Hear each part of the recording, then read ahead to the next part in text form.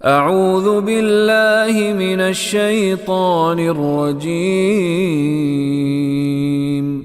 بسم اللہ الرحمن الرحیم۔ السلام علیکم ورحمۃ اللہ وبرکاتہ۔ اپنی کلاس کا آغاز دعاؤں سے کرتے ہیں تاکہ اللہ کی برکتیں شامل حال رہیں، میں کچھ عرض کر سکوں اور آپ کچھ انگیز کر سکیں۔ اللہم صلی علی محمد وعلی آل محمد کما صلیت علی ابراہیم وعلی آل ابراہیم انک حمید مجید۔ اللہم بارک علی محمد وعلی آل محمد کما بارکت علی ابراہیم وعلی آل ابراہیم انک حمید مجید۔ اللہم ارزقنا علما نافعا واسعا عمیقا۔ اللہم ارزقنا رزقا واسعا حلالا طیبا مبارکا من عندک۔ اللہم ارزقنا حیات سعادت و موت شہادت۔ اللہم تقبل منا انک انت السمیع العلیم وتب علینا انک انت التواب الرحیم۔ وصلی اللہ تعالی علی خیر خلقہ محمد وعلی آلہ واصحابہ اجمعین برحمتک یا ارحم الراحمین۔ علم تفسیر اور اصول تفسیر میں اصول تفسیر بتاتے ہوئے میں نے ایک ٹاپک کا تذکرہ کیا تھا کہ تفسیر کرتے ہوئے اسرائیلیات کا استعمال۔ یہ اسرائیلیات ہیں کیا؟ کن کو کہتے ہیں اسرائیلیات؟ ان کے بارے میں اللہ اس کے رسول کا حکم کیا ہے؟ ہمیں کیا احتیاط کرنی چاہیے؟ اور ہمارے پاس جو تفسیری مواد موجود ہے آج تلک، اس کے اندر اس کی کیا حیثیت ہے؟ یہ چند باتیں ہیں جس کو ہم آج جاننا چاہیں گے۔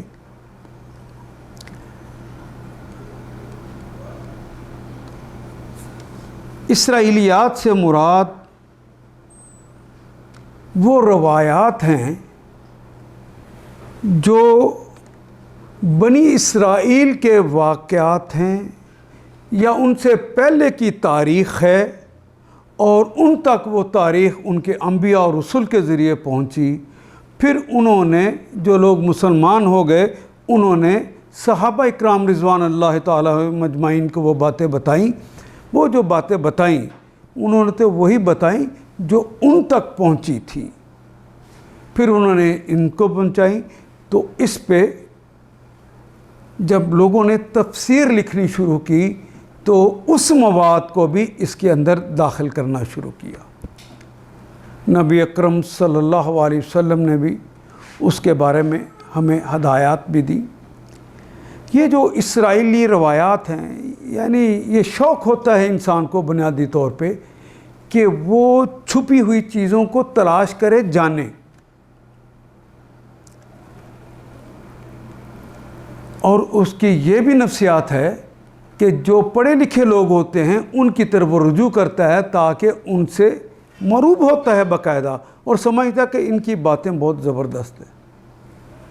عرب کے لوگ تو خالصتاً ان پڑھ لوگ تھے۔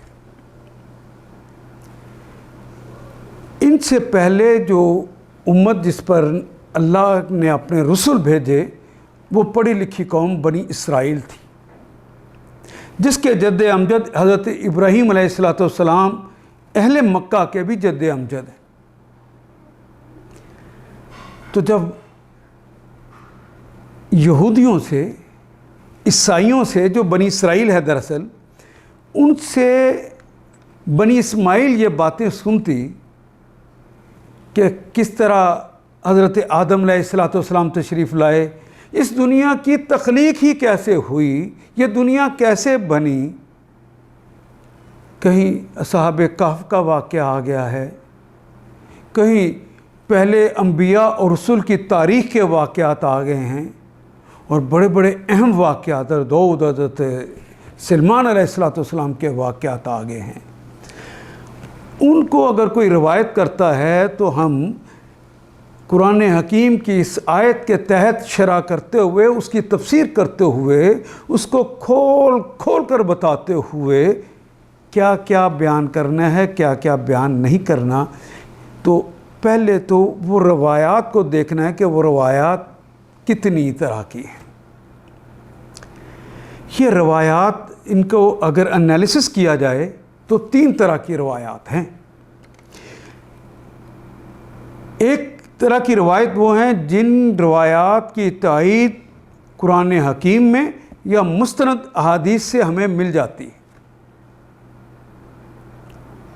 تو ظاہر ہے کہ ہمارے لیے اہم ترین بات وہ نبی اکرم صلی اللہ علیہ وسلم کا فرمان یا اللہ جل شانہ کا فرمان جو قرآن حمید میں موجود ہے، اگر وہ کسی کی تائید کر دے تو پھر شک کی کوئی گنجائش نہیں رہتی۔ تو ایسی باتیں جو اسرائیلی علماء نے مسلمانوں کو بتائیں، اگر کوئی مفسر اپنے اندر بیان کرتا ہے تو اس میں کوئی حرج کی بات بھی نہیں۔ مثال کے طور پہ قرآن حکیم بھی بتاتا ہے کہ فرعون غرق ہو گیا، موسیٰ علیہ السلام کو بچا لیا گیا، اور موسیٰ علیہ السلام کے ساتھیوں کو بھی بچا لیا گیا، اور حیرت انگیز طور پر ایک ہی سمندر ہے، ایک ہی جگہ سے وہ اترتے ہیں، ایک گروہ بچ جاتا ہے اور ایک گروہ غرق ہو جاتا ہے۔ بات تو ایسی تھی جس کے بارے میں انسان تحقیق کرنا چاہے کہ کیا کیا ہوا، تمہاری کتابوں میں کیا کیا آیا ہے، وہ ہمیں بھی بتاؤ۔ تو اگر انہوں نے بتایا ہے تو وہ روایت میں قائم کرنا۔ تو ان باتوں کی چونکہ فرعون کا غرق ہونا یہ موجود ہے، قرآن حکیم میں بھی، حدیث نبوی میں موجود ہے، تو اگر اس طرح کی کوئی جس کی تائید کتاب اور حدیث کر دے تو ہم اس کو قبول کر لیں گے۔ حضرت موسیٰ علیہ السلام کا اور جادوگروں کا آپس میں مقابلہ ہونا، تو قرآن حکیم نے اس کو پوری تفصیل سے بتا دیا ہے۔ تو وہ جو واقعہ قرآن حکیم اس کی تائید کر دیتا ہے، اگر اس حد تک ہے تو اتنا ہی اگر آپ بیان کر دیتے ہیں جتنا قرآن حکیم تائید کر رہا ہے، تو اس حد تک بیان کرنے میں کوئی حرج کی بات نہیں۔ مثال کے طور پہ حضرت موسیٰ علیہ السلام کا کوہ طور پہ جانا، یہ سب باتیں قابل قبول ہیں۔ قرآن حکیم نے باقاعدہ اس کی تائید کر دی ہے، احادیث کے اندر نبی اکرم صلی اللہ علیہ وسلم نے اس کے حوالے سے تائید کر دی ہے۔ تو اگر کوئی صاحب اپنی شرح کرتے ہوئے، آیت کی تفسیر بتاتے ہوئے اگر حوالہ دے دیتے ہیں بنی اسرائیل کا بھی، تو کوئی بنی اسرائیل کی اس روایت کا حوالہ دیتے ہیں، تو اس روایت کا حوالہ دینے میں اسلام نے کوئی ممانعت نہیں کی۔ دوسری ہیں جن روایات کی تائید قرآن و سنت یا حدیث نبوی سے نہیں ہوتی، اور نہ ہی یہ روایات قرآن حکیم کی تعلیمات سے ٹکراتی ہیں۔ یعنی قرآن حکیم میں تو یا حدیث نبی اکرم صلی اللہ علیہ وسلم میں تو تائید کے لیے مواد موجود نہیں ہے، لیکن بنی اسرائیل کے انہی لوگوں نے جو مسلمان ہو گئے اور انہوں نے صحابہ کو بتایا، تائید تو کے لیے تو مواد موجود نہیں ہے، لیکن یہ ٹکراتی بھی نہیں ہے۔ تو نبی اکرم صلی اللہ علیہ وسلم نے اس کے بارے میں کہا لا تصدقوا ولا تکذبوا، لا تصدقوہم۔ تو ان مسلمان جو یہودی تھے اب مسلمان ہو گئے، اب ان کی باتوں کی نہ تم تصدیق کرو نہ تم تکذیب کرو۔ ہاں، جب وہ شریعت کے کسی قانون کی بات ہو رہی ہو تو مت لو۔ ہاں، کوئی ایسا واقعہ جو کتاب اللہ سے ٹکراتا تو نہیں ہے، بیان کرنے میں اس کا کوئی حرج نہیں ہے، وہ باتیں، لیکن جو باتیں ٹکرا جائیں اس کو بیان نہیں کیا جا سکتا۔ یہ جو جن کے بارے میں کہا گیا ہے کہ جن کی روایات کی قرآنی تعلیمات میں قرآنی تعلیمات سے ٹکرا جاتی ہوں تو ان کی نہ تصدیق کرنی ہے نہ تکذیب کرنی ہے۔ مثال کے طور پہ اصحاب کہف کی تعداد، اصحاب کہف کا واقعہ یہ ٹکراتا نہیں ہے، موجود ہے، اس حد تک تو ہم لے لیں گے۔ اب ان کی تعداد، تورات کے احکام وغیرہ وہ بیان کیے جا سکتے ہیں، دینی مسئلے کی بنیاد جن پہ نہ رکھی جا سکتی ہو۔ اصحاب کہف کی تعداد کتنی ہے؟ 7 ہے۔ 7 کا عدد قرآن مجید میں بھی آیا ہے، لیکن ناموں کا تذکرہ نہیں آیا، تو ہم 7 کے عدد کو تو لے لیں گے، لیکن نام کیا یہ وہی ہیں؟ نہیں معلوم، یہ اصلی نام ہے، اور یہ بھی نہیں معلوم کہ یہ الحاقی نام ہے۔ ہمیں نہیں پتہ ان باتوں کا، واقعی ہیں یا واقعی ہیں تو قطعی ہو گئے، الحاقی ہیں تو نہیں لینے چاہیے۔ تو نام قطعیت کے ساتھ بیان نہیں کیے جا سکتے کہ یقینی طور پر یہی نام ہے، بیان کیے جا سکتے ہیں لیکن قطعیت کے ساتھ نہیں، کیونکہ تصدیق قرآن و سنت نے نہیں کی، اور تکذیب اس لیے نہیں کر سکتے کہ تکذیب کرنے کے لیے ہمارے پاس کوئی دلیل نہیں ہے۔ ہاں دلیل ہوتی تو ہم اس کی تکذیب کرتے، چونکہ ہمارے پاس دلیل ہے ہی نہیں، تو کس بنیاد پر کہیں کہ یہ نام نہیں تھے؟ کر لیں گے، ان کو ہم بیان تو کر سکتے ہیں، لیکن انہیں ساتھ بتانا پڑے گا کہ اس کی حیثیت قطعی نہیں ہے، یقینی نہیں ہے۔ تیسری وہ روایات ہیں جو قرآن و سنت سے ٹکرا جاتی ہیں، وہ بھی بنی اسرائیل والوں نے بیان کی ہیں، ان کی کتابوں کے اندر موجود ہیں، اس لیے انہوں نے بیان کر دی۔ تو آپ کو تو پتہ ہے کہ ان کی کتابوں میں انحراف ہو گیا تھا، تبدیلیاں ہو گئی تھی، تو وہ باتیں ہم ان کو بیان کسی صورت میں بھی نہیں کریں گے۔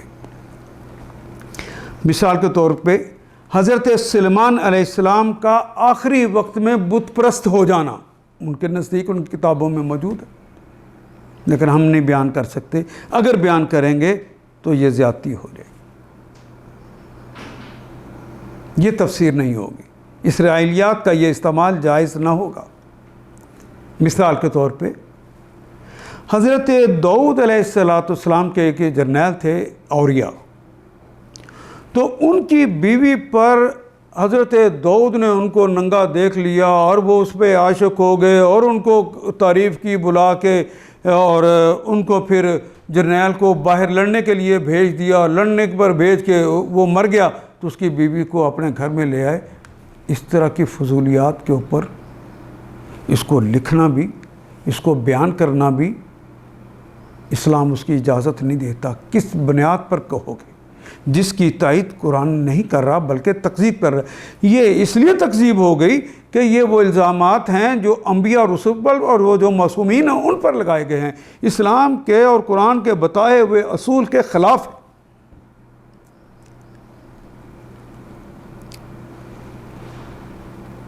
یہ جو عہد نامہ قدیم ہے وہ کہاں سے لیتے ہیں؟ پہلی 5 کتابیں تورات ہیں، اس میں عہد نامہ قدیم کے اندر، ان میں انبیاء پر انتہائی غلیظ الزامات ہیں۔ اسلامی اصول تفسیر میں ایسی روایات کے لیے کوئی گنجائش نہیں ہے، اس لیے ہم اس میں سے تو نہیں لیں گے۔ یہ اسرائیلیات کا جو رواج پڑا ہے صحابہ میں تو بہت تھوڑا تھا، نہ ہونے کے برابر تھا، لیکن یہ ہمیں ملتا ہے کہ زیادہ رواج یہ تابعین کے زمانے میں ہوا ہے اور تبع تابعین کے زمانے میں۔ حضرت عبداللہ ابن عباس رضی اللہ تعالی عنہ جب کعب بن احبار مسلمان ہو گئے تو یہ اپنے علم کی پیاس بجھانے کے لیے ان سے سوالات کرتے، پوچھتے، بتاتے، اور پھر کعب بن احبار اپنی معلومات کو جو ان کی کتابوں میں سے لی ہوئی تھی وہ بتاتے، ان کے پاس وہ بیٹھتے اور تاریخ بنی اسرائیل پر معلومات کا حصول کرتے۔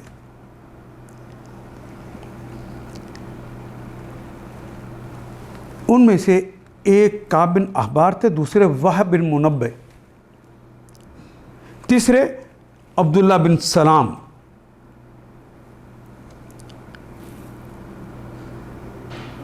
بقول ابن جریر جو یہودی مسلمان ہو گئے،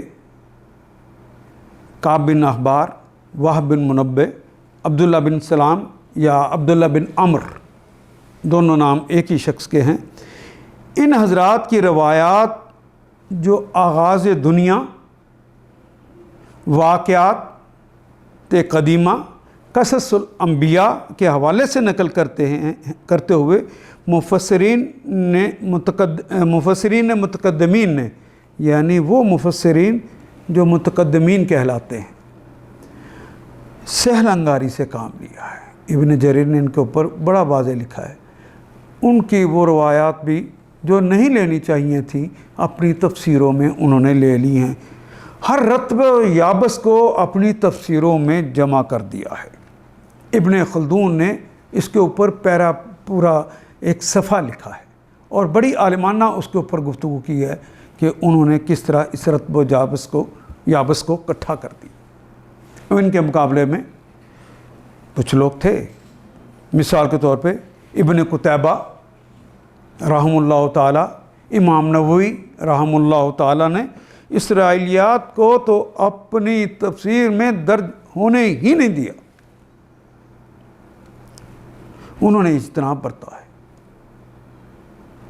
ابن جریر طبری نے کسی قدر کم، لیکن ثالبی نے تو انبیاء کے قصوں میں انہیں اسرائیلیات کو خوب درج کیا ہے۔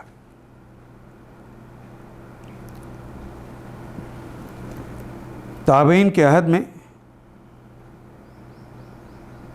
اسرائیلیات کے اندر بہت اضافہ ہوا۔ پہلے موضوعات جو ہے وہ تو میں نے عرض کیے ہیں کہ وہ کیا کیا موضوعات ہوتے تھے، لیکن اب یہ قریت کے تابعین اور تابعین پوچھا کرتے۔ مثال کے طور پہ سفینہ نوح کی لمبائی کتنی تھی، اس کی وسعت کتنی تھی؟ جب کہتے ہیں کہ ایک ایک جوڑے کو اس میں بٹھا لیا تو حیرانیاں ہوتی ہیں بندے کو، تو انہوں نے پوچھنا شروع کر دیا کہ وہ کتنی لمبی چوڑی تھی جس کے اندر یہ سارے آ گئے۔ اچھا، جانداروں کے جو جوڑے بٹھائے ہوئے تھے وہ جوڑے کون کون سے؟ یہ لا یعنی چیزیں جن کا اصل تعلیمات سے کوئی تعلق نہیں تھا، ان سے پوچھ کر ان لوگوں نے اپنے تفسیری روایات کے اندر درج کرنا شروع کر دیا۔ ان جوڑوں کی اقسام، کتنے جوڑے تھے، کتنی اس کی اقسام تھیں اور کس کس قسم کے تھے۔ مثال کے طور پہ ابراہیم علیہ السلام نے، وہ مشہور واقعہ آپ نے سنا کہ جب حضرت ابراہیم علیہ السلام نے قرآن حکیم میں پوچھا کہ مرنے کے بعد اللہ تو دوبارہ ہمیں زندہ کر لے گا، تو اللہ نے کہا افلا تؤمن، ہیں کیا بات کہی تم نے، کیا تم ایمان نہیں لاتے؟ تو ان کا نہیں، ایمان تو لاتا ہوں، لیطمئن قلبی، بس دل کے اطمینان کے لیے میں چاہتا ہوں کہ مجھے بھی مشاہدہ ہو جائے کوئی۔ تو وہ جو اللہ نے کہا 4 پرندوں کو پکڑو اور 4 چوٹیوں پہ ان کا قیمہ کر کے وہ رکھ دو، ان کو تم نے اگر اپنی طرف عادی کیا ہوگا آنے کا، تم اسے بلاؤ گے تو وہ تمہارے پاس آ جائے گا۔ وہ قیمہ جہاں جہاں اس کا پڑا ہوگا وہ خود بخود کٹھا ہوگا اور کٹھا ہو کے وہ پرندہ بنے گا اور تیرے بلانے پہ وہ پرندہ آ جائے گا۔ اب اس کے اندر تو اللہ کی قدرت کا معاملہ تھا، اتنا ہی کافی تھا، لیکن یہ قریت کے اچھا جو 4 پرندے جو تھے وہ کون کون سے پرندے تھے؟ اب پرانی تفسیریں دیکھیں، ان میں پرندوں کے نام بھی ہوں گے، وہ مور بھی تھا، وہ فلاں بھی تھا، فلاں بھی تھا۔ پھر حضرت خضر علیہ السلام کا واقعہ بیان ہوتا ہے، تو خضر علیہ السلام نے ایک کشتی کو سوراخ کر دیا، کہا پیچھے ایک ظالم بادشاہ آ رہا ہے۔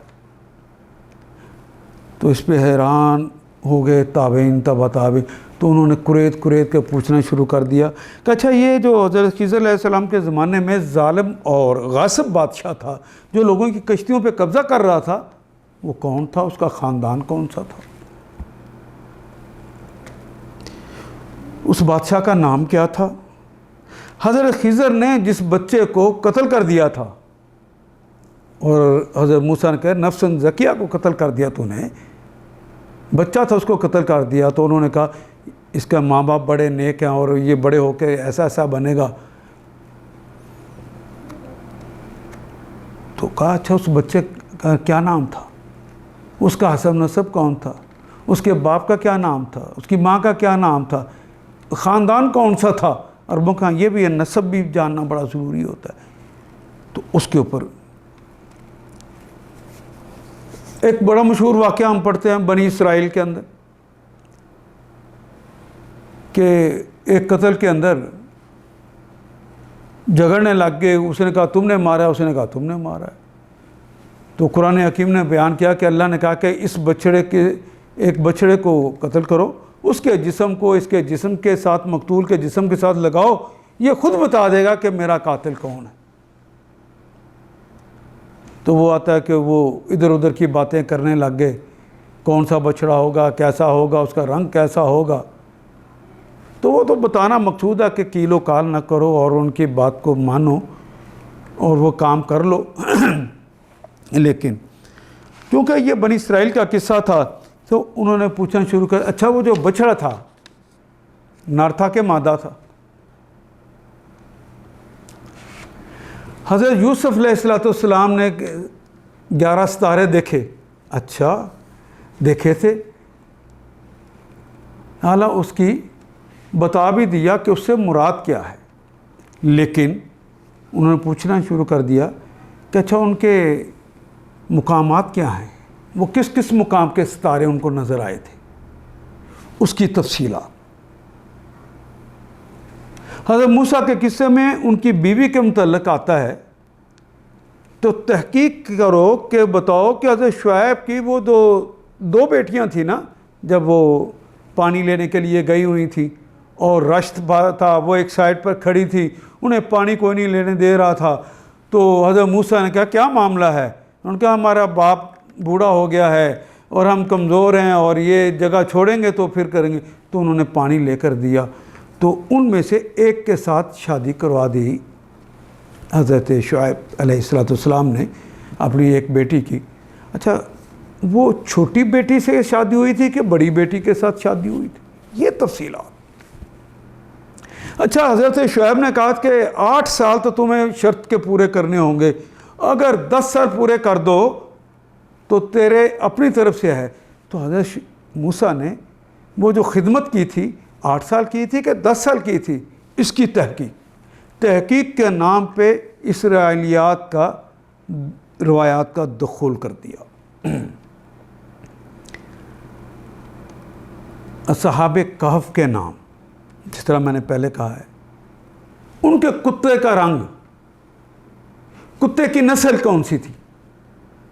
اب یہ باتیں ان سے لے کر مسلمانوں نے اپنی تفسیروں میں لکھ دی۔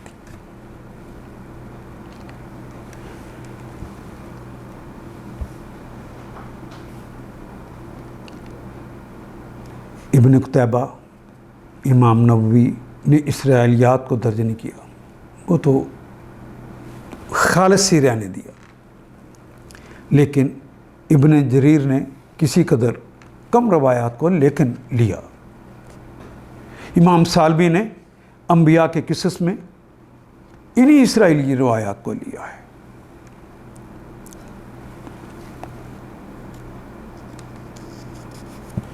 یہ جو مسلمان ہو گئے تھے کعب بن احبار، یہ بنیادی طور پہ ان کا اصل نام تھا کعب بن مایا حمیری۔ حمیری سے پتہ چل گیا کہ یہ بنیادی طور پہ یمن کے رہنے والے تھے۔ علماء یہود میں بڑا ان کا مقام تھا اور 120 میں یہ مدینہ آئے اور عہد عمر بن خطاب میں مسلمان ہوئے تھے۔ عہد رسالت میں کیوں مسلمان نہ ہوئے؟ اپنے والد کے حکم سے صرف تورات جو والد نے لکھ کر انہیں دی تھی بس اسے ہی پڑھتے تھے اور باقی کتابیں نہیں پڑھتے تھے۔ اس کی وجہ یہ تھی کہ ان کے باپ نے کعب سے یہ اپنے باپ ہونے کا واسطہ دے کر کہ میں تیرا، اگر تو مجھے باپ مانتا ہے تو کسی اور کتاب کو نہ پڑھنا، تو انہوں نے پڑھی۔ عہد عمر میں وہ کہتے ہیں کہ میں نے خود سوچا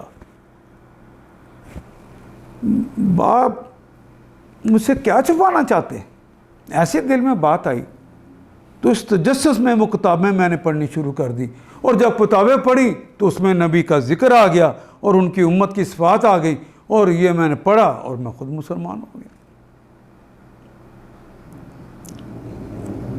وہب بن منبع آپ سے بکثرت روایات منقول ہیں۔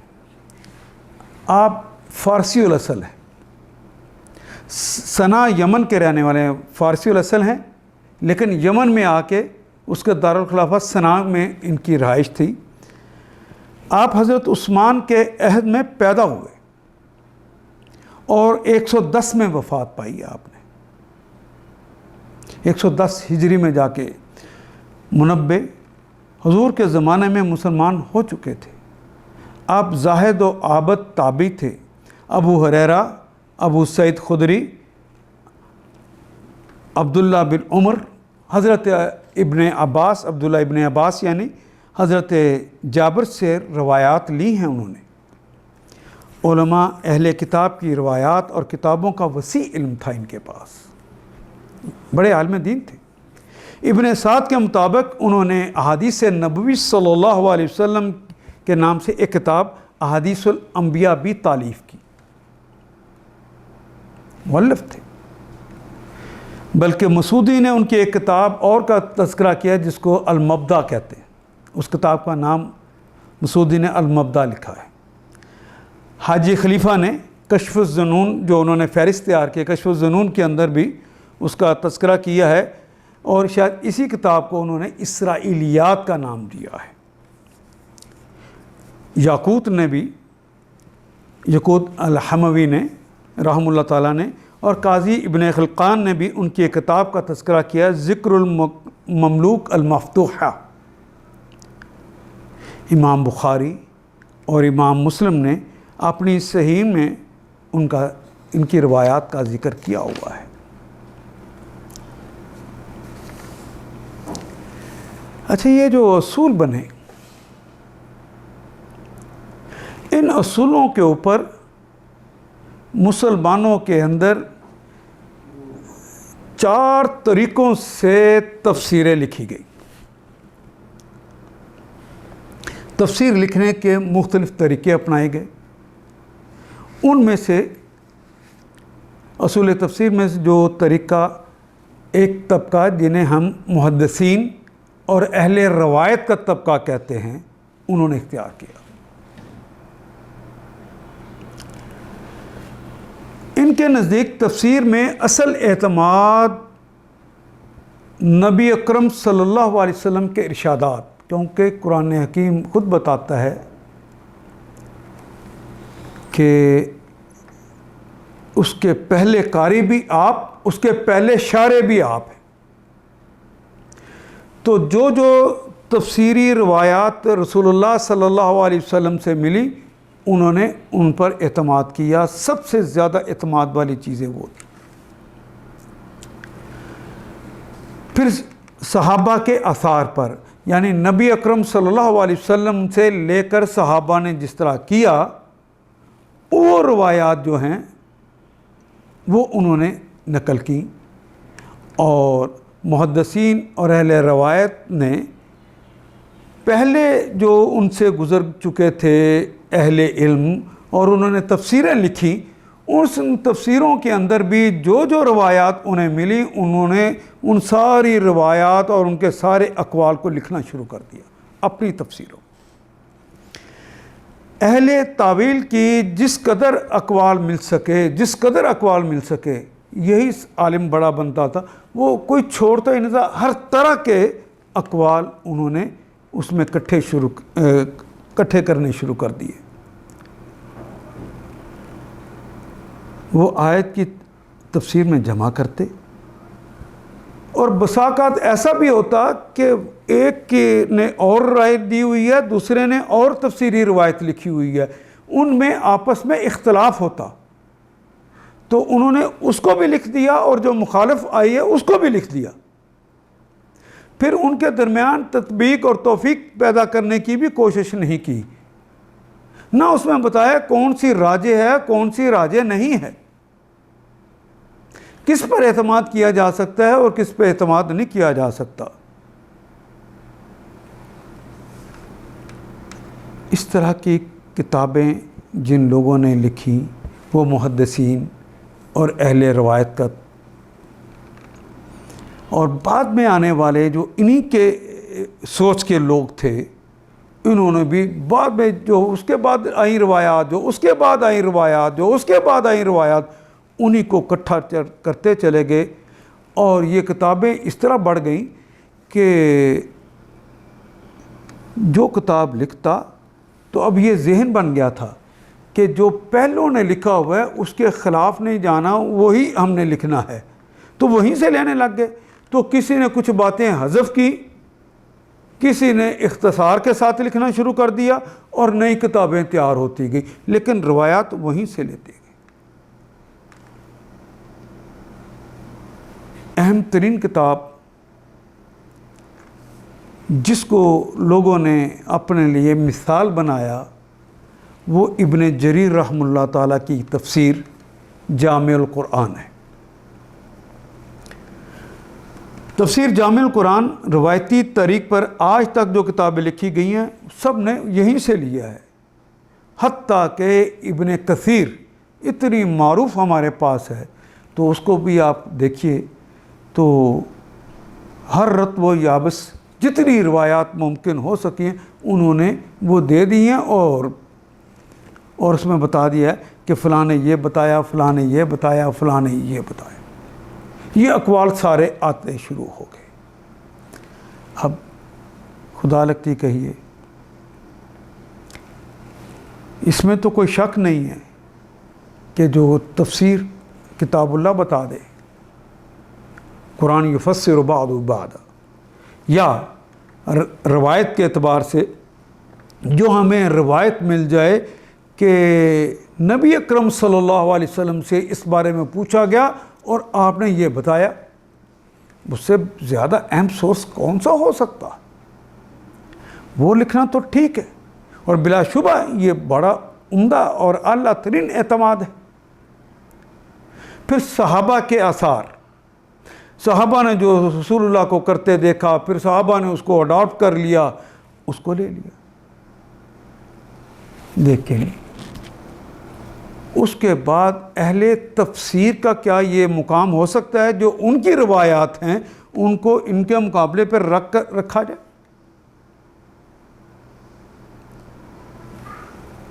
یہ تو ان کی آراء ہو سکتی ہیں، اللہ اس کے رسول کی آراء نہیں ہو سکتی، اور تفسیر تو نام ہی اس بات کا ہے کہ اس اصول کو نہیں توڑنا کہ جو بات کتاب اللہ اور سنت سے ٹکرا گئی ہے اس کو نہیں لینا، چاہے کسی نے بیان کی۔ اس سوچ کی وجہ سے سہل انگاری مسلمانوں کے اندر آ گئی۔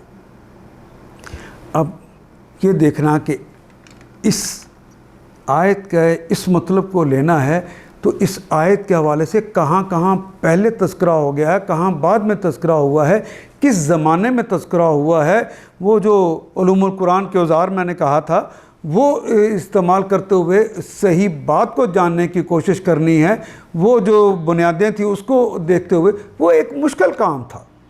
تو انہوں نے کہا کہ اس مشکل کام کو کون کرے، تو روایت والوں نے پہلے والوں کی روایات کو آگے منتقل کرنا شروع کر دیا۔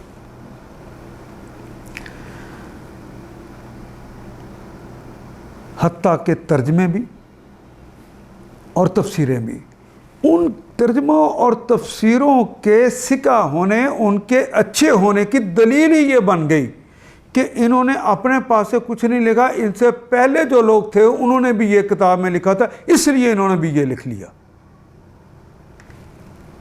یہ دلیل بن گئی، اور اس کی بنیاد پر لوگوں نے پہلوں ہی کی باتوں کو دہرانا شروع کر دیا، اور جو تفسیر کا کرنے کا جو طریقہ ہم نے پڑھا ہے اس کے مطابق وہ تفسیریں نہ ہونے لگیں، کیونکہ وہ ایک مشکل کام تھا۔ آج تک اتنی جرت ہی کسی نے نہیں کی کہ ابن جریر، امام رازی رحم اللہ تعالیٰ، امام سیوطی رحم اللہ تعالیٰ، امام شوکانی رحم اللہ تعالیٰ اور قاضی بیضاوی نے جو قائم کر دیے تھے یہ چیزیں، جو روایت انہوں نے بیان کر دی ہیں ترجمے میں بھی اور تفسیر میں بھی، لوگوں نے اس سے باہر نکلنا گناہ ہی سمجھنا شروع کر دیا اور کہا کہ یہی طریقہ ہے۔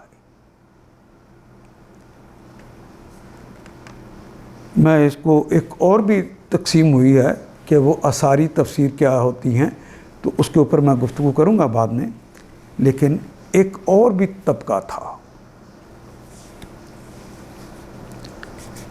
جو کہ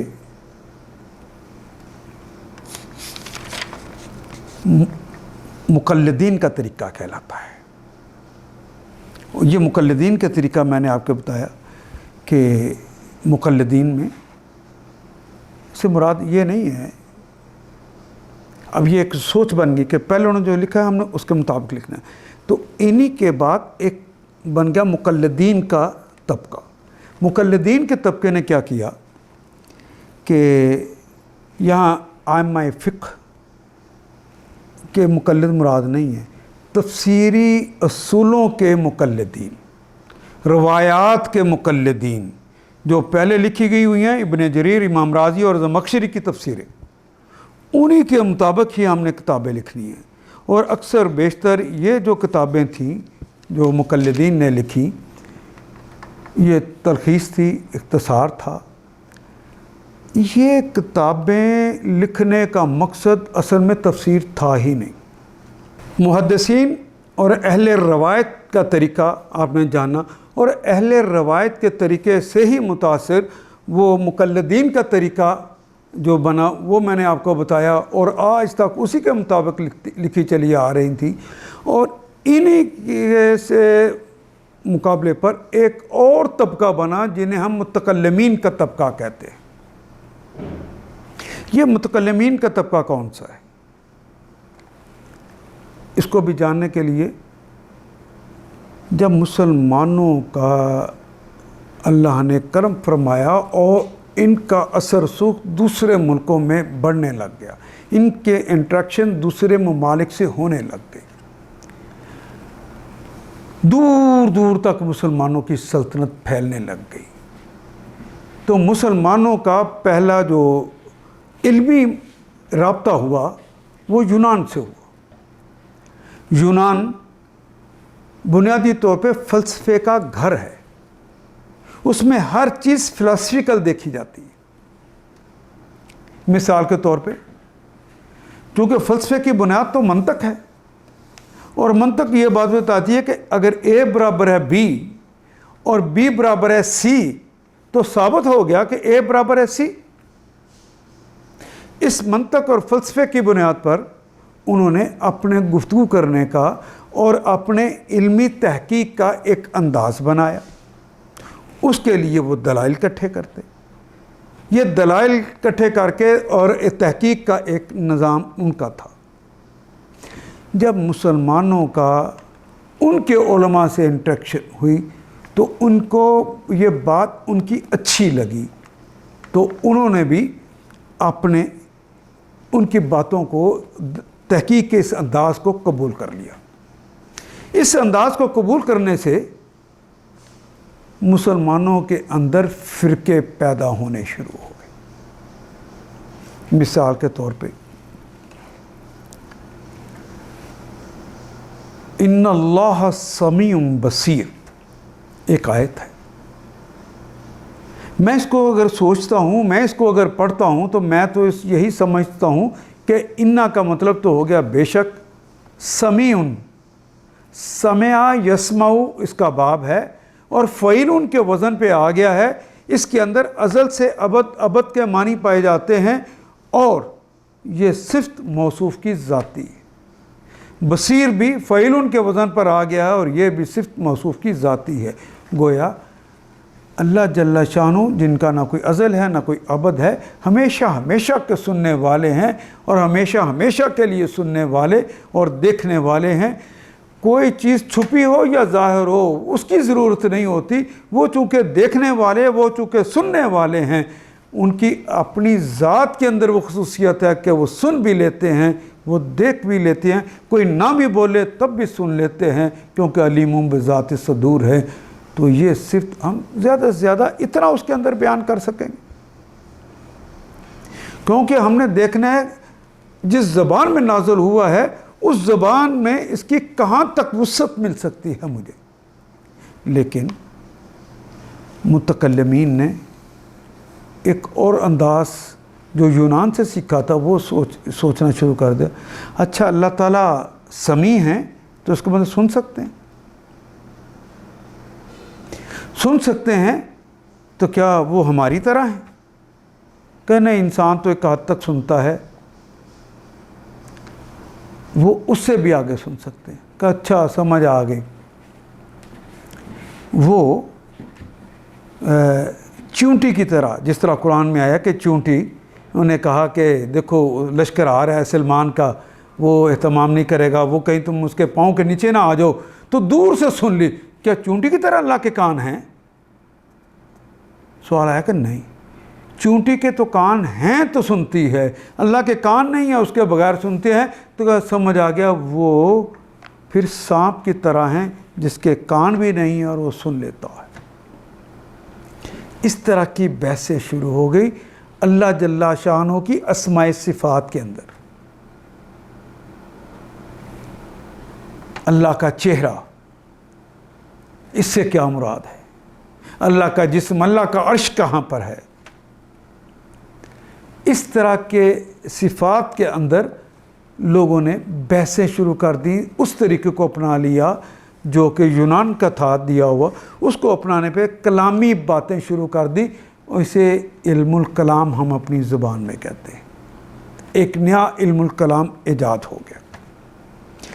ये किताब जो तफसीरें इस ज़माने में लिखी गई, उनका मकसद ये नहीं था कि इस ज़माने में कोई इशारा बन गया, कोई बातनियाँ बन गए, कोई आबादिया बन गए, कोई मोतज़िला बन गए, कोई कुछ बन गए, कोई कुछ बन गए। पहले उन्होंने अपने नज़रियात बनाए, उस फ़िक्र उस तहकीक के मुताबिक आपस में इख्तलाफ करने लग गए। पर तफसीरें जो लिखी तो तफसीरों से कुरान हकीम की आयात को बाकायदा वो लेते और कोशिश करते कि आयात उस सांचे में ढल जाएं। खुद नहीं ढलते थे, अपने फ़िक्र को नहीं ढालते थे कुरान के सांचे में, बल्कि चाहते थे कि कुरान हकीम उनके सांचे में ढले। तो उन्होंने सारी तफसीरें वो लिखी जिसके अंदर ज़्यादा से ज़्यादा कोशिश ये की जाती कि उनके अफकार, उनके नज़रिए, उनकी बातें सच साबित हो जाए।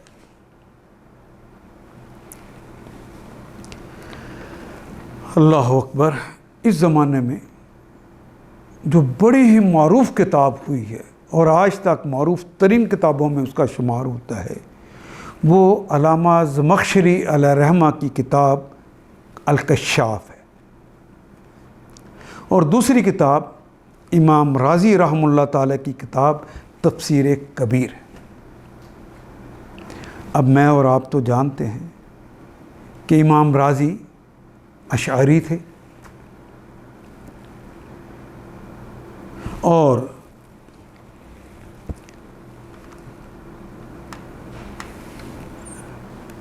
इमाम ज़मख़शरी वो मुतज़िली थे। तो उन्होंने कुरान हकीम की आयत में से जहाँ जहाँ वो बात सिफ़ात की आई है, कोशिश की है कि अशरी या मुतज़िली ने, मुतज़िली और आबादी ने आबादी नज़रियात को वो गालिब करने की कोशिश की। اب خدا لگتی کہیے آپ اس کو بھی تفسیر ہی کہیں گے؟ اس میں کوئی شک نہیں کہ وہ بڑی عمدہ تفسیریں بھی ہیں، اس کے اندر بڑی عمدہ باتیں بھی ہیں، لیکن اس تفسیری رجحان نے اسماء صفات کے اوپر خلط ملط سارا کر دیا۔ اب متکلمین کے اس طریقے کو ذرا انالیسس کریں کہ کیا یہ طریقہ ٹھیک ہے؟ آپ امام رازی رحمہ اللہ تعالیٰ ہی کی کتاب تفسیر کبیر کو دیکھیے، اس میں بسا اوقات اشاعرہ کے کلامی نظریات کو صحیح ثابت کرنے میں حد تفسیر سے اس قدر آپ نے تجاوز کر لیا ہے، اگر کوئی آیت کریمہ ان کو صریحاً مسلک اشاعرہ کے خلاف نظر آتی ہے تو اس کی تردید میں یہ کہنے میں ان کو باک نہیں ہوتا کہ ہمارا جو اصول برہانیات، یعنی وہ اپنے کلامی وہ جو دلائل اکٹھے کرتے ہیں اس کو برہانیات کہتے ہیں، اصول برہانیات سے ثابت ہے، وہ محض اس بنا پہ مجروح نہیں ہو سکتا کہ ایک آیت کے الفاظ جن کی دلالت تمام تر سماع پر مبنی ہے، کیونکہ قرآن حکیم سنا اور پھر لکھا گیا، کہ اس پر اگر مبنی ہے تو اس کے خلاف ہیں، تو اس تفسیری رجحان کے ساتھ قرآن کا کتاب ہدایت ہونا بالکل خارج بحث ہو جاتا ہے کہ جو شخص یہ کہے کہ یہ تو سماعی چیز ہے، یہ ہمارے اس کے مقابلہ نہیں کر سکتی جو برہانیات ہم نے طے کر دی علم کی بنیاد پر۔ یہاں قرآن مجید رہنما امام نہیں رہتا، بلکہ اس کے چند کلامی نظریات کے تابع بن کے رہتا ہے، اور یہ چیز دوسرے الفاظ میں کتاب الہی کی نفی ہو جاتی ہے۔ ایک طبقہ اور بنا جنہیں ہم متجددین کا طریقہ کہتے ہیں، وہ طبقہ اس نے اپنا ایک اور انداز بنایا، اس نے یہ کیا کہ یہ لوگ اس زمانے میں آئے جس زمانے میں یورپ اور امریکہ ترقی کر چکا تھا۔ پہلے روم اور یونان کی ترقی تھی تو وہ لوگ ان سے متاثر ہو گئے، اور جو اس زمانے میں لوگ آئے انہوں نے متاثر ہو کر یورپ اور امریکہ سے اور سائنسی علوم سے متاثر ہو کر کوشش کی کہ اسلام کو اور قرآن حکیم کو بھی سائنس کے جو لوگوں نے بتائے ہوئے اصول ہیں اس کے تحت کر دیا جائے، جو تاکہ توڑ موڑ کے کوشش کی کہ جو سائنس کہتی ہے اسلام وہی کہہ رہا ہے، اسلام کا سارا مقصد یہی ہے، جو یورپ نے تحقیق کر کے باتیں کہہ دی ہیں ہم اس کے خلاف نہیں، اسی کے مطابق ہم بھی چاہتے ہیں۔ تو اس طرح کی تفسیریں لکھی جانی شروع ہو گئی۔ مثال کے طور پہ ہمارے اس علاقے میں سر سید مرحوم نے اس کی کوشش کی، اور یہ فتنہ ختم ہونے کے بجائے بڑھتا ہی چلا گیا، اور آج تک ان کے مقلدین نے اسی کے اوپر کام کیا۔ عالم عرب کے اندر حضرت علی طنطاوی نے رحمہ اللہ تعالیٰ نے بھی اسی کے مطابق کام کیا اور کوشش کی کہ سائنس کے مطابق ہی قرآن حکیم کو ذرا بیان کیا جائے۔ متکلمین نے تو یونان سے متاثر ہو کر یہ حرکت کی، وہ اپنی پچ پر ہی کھیلتے تھے، لیکن اس بات کا ضرور خیال رکھ لیتے تھے کہ اگر سنت متواترہ میں سے کوئی چیز آ جائے تو اس کی حرمت کو قائم رکھتے تھے۔ لیکن یہ جو اس دور میں سائنسی علوم اور یورپ سے متاثر اور امریکہ سے متاثر لوگ ہو گئے، انہوں نے تو حد ہی کر دی۔ اس طرح اپنے خیالات اور نظریات کو توڑ موڑ کر پیش کرنا شروع کر دیا، شریعت کی کسی سند کا انہوں نے خیال نہیں رکھا، اور جدید افکار اور نظریات سے معروب ہو کر اپنے نظریات کو مسلمانوں میں مقبول بنانے کے لیے بے دردی کے ساتھ قرآن حکیم کے ساتھ سلوک کیا۔ یہ ان سے کئی گزرے لوگ ہیں۔ میں نہیں سمجھتا کہ اس طرح کی تفسیروں کو تفسیر کا کہنا بھی چاہیے کہ نہیں کہنا چاہیے، بلکہ میرے نزدیک تو یہاں پہ جب ہم پہنچ جاتے یہ تفسیر نہیں رہ جاتی، تحریف ہو جاتی۔ انشاءاللہ اگلے لیکچر میں میں چاہوں گا کہ ان چاروں طبقوں کے نے جو مختلف انداز میں تھوڑے تھوڑے فرق کے ساتھ تفسیریں لکھی تھی، اس کے الگ الگ طبقے بنے تھے، ہم ان کے اوپر بھی گفتگو کریں تاکہ آج تک کے لیے آج تک جو تفسیریں لکھی گئی ہیں ہم ان کو کیٹیگرائز کر سکیں اور آپ تفسیر کو جان سکیں کہ کس تفسیر کے اندر کتنا اور کون سا مواد رکھا گیا ہے۔ بنیادی اصول وہی ہیں جو میں نے پہلے لیکچر میں بتا دیے، کچھ مزید باتیں میں ساتھ ساتھ بتاتا جاؤں گا۔ اقول قولی ھذا واستغفر اللہ لی ولکم ولسائر المؤمنین والمؤمنات۔ آئیے میرے ساتھ دعا کریں اور اس دعا کے ساتھ ہی ہم کلاس کو مکمل کرتے ہیں۔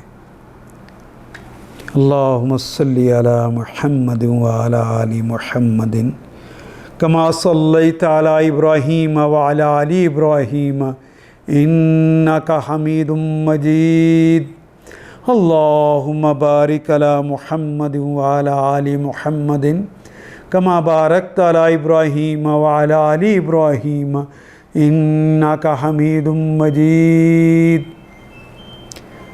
اے اللہ، قرآن کو ہمارے دل کی بہار بنا دے، دل کا سرور بنا دے، آنکھوں کا نور بنا دے، غموں کا مداوا بنا دے، دکھوں کا علاج بنا دے۔